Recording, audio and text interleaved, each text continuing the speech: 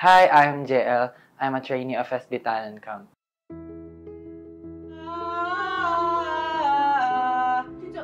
Parang high school lang po ako nung na-realize ko po na performing po talaga yung parang mas nafe-feel ko po yung sarili ko po.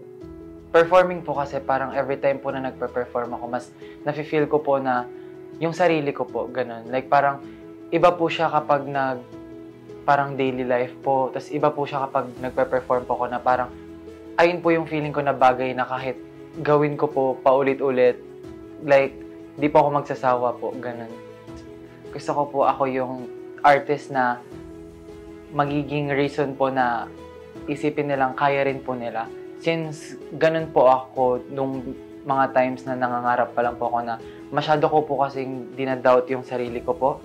Tapos po, ayun, seeing po na 6 po kami nag-push through.